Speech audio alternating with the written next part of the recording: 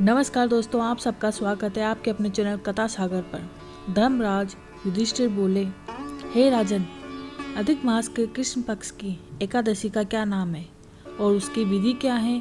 कृपा करके आप मुझे बताइए। श्री भगवान बोले, राजन, अधिक मास में कृष्ण पक्ष में जो एकादशी आती है वह परमा, पुरुषोत्तमी और कमला एकादशी कहलाती है। वैसे तो प्रत्येक वर्ष 24 एकादशियाँ होती हैं। जब अधिक मास या मलमास आता है तब इनकी संख्या बढ़कर 26 हो जाती हैं। अधिक मास या मलमास को जोड़कर वर्ष में 26 एकादशियाँ होती है। अधिक मास में 2 एकादशी होती हैं, जो पद्मिनी एकादशी शुक्ल पक्ष और परमा एकादशी कृष्ण पक्ष के नाम से जानी जाती हैं। ऐसा श्री कृष्ण ने अर्जुन से कहा है। भगवान श्री कृष्ण ने अर्जुन को इस व्रत की कथा व विधि भी बताई है। पौराणिक कथा के अनुसार कापिल्य नगरी में सुमेधा नाम का एक अत्यंत धर्मात्मा ब्राह्मण रहता था। उसकी स्त्री अत्यंत पवित्र और पतिव्रता थी। किसी पूर्व पाप के कारण वह दंपति अत्यंत दरिद्रता का जीवन बिता रहे थे।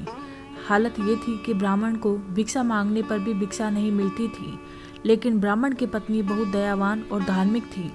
घर में खुद भूखी रह जाती, लेकिन द्वार पर आए अतिथि को अन्न जरूर देती थी। एक दिन गरीबी से दुखी होकर सुमेधा ने परदेश जाने का विचार अपनी पत्नी को बताया। तब वह बोली कि स्वामी, धन और संतान पूर्व जन्म के दान से ही प्राप्त होते हैं। आप इसके लिए चिंता ना करें, जो भाग्य में होगा वही प्राप्त होगा। पत्नी की सलाह मानकर ब्राह्मण परदेश नहीं गया। इसी प्रकार समय बीतता रहा। फिर एक बार कौंडिन्य ऋषि आए।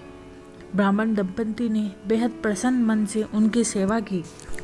ऋषि उनकी सेवा भाव को देखकर काफ़ी खुश हुए और पति पत्नी को गरीबी दूर करने के प्रश्न पर ऋषि ने उन्हें मलमास के कृष्ण पक्ष में आने वाली पुरुषोत्तमी एकादशी करने के लिए कहा।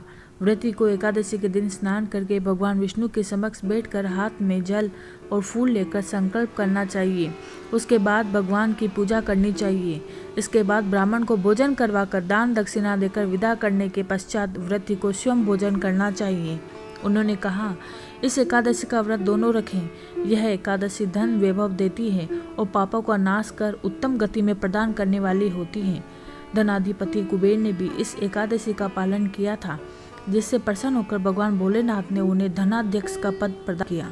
ऋषि की बात सुनकर दोनों आनंदित हो उठे और समय आने पर सुमेधा और उसकी पत्नी ने विधि पूर्वक एकादशी का व्रत रखा, जिससे उनकी गरीबी दूर हो गई और पृथ्वी पर काफी वर्षों तक सुख भोगने के पश्चात पति पत्नी श्री विष्णु के उत्तम लोक को प्रस्थान कर गए।